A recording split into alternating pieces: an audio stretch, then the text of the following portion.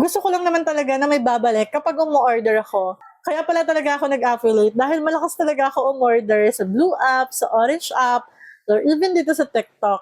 So napansin ko naman na may mga affiliate or content creator na nagpo-promote ng ganito. Tapos sabi ko, oh, may cashback ka. So kapag order pala ako ng isang item, merong percentage na ibinibigay si seller. Text ko na rin, ito pala yung gamit ko, itong LLIC o Lureran White and Wrinkles Spot Cream.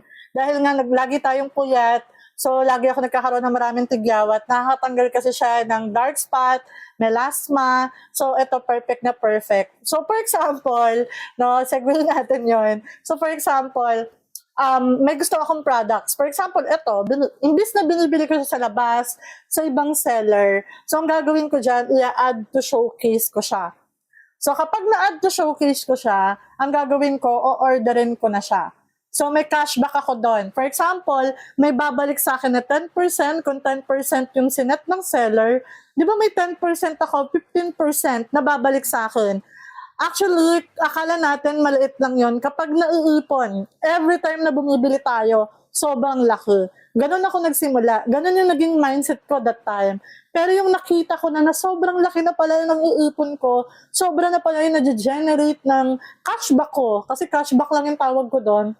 Diba, ang ginawa ko, inaral ko na kung paano mag-affiliate. Inaral ko na kung paano ako kikita sa pagiging affiliate. So alam niyo ba, habang nagle-labor ako, kasi buntis ako noon, yung time talaga na nag-affiliate marketing ako.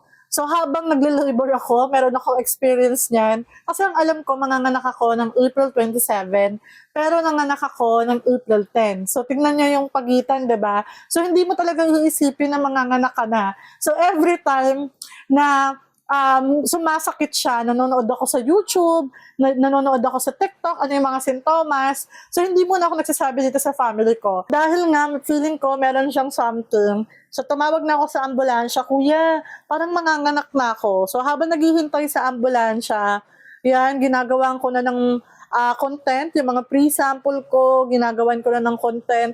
Yung iba kong mga products, kasi nga alam ko na merong something.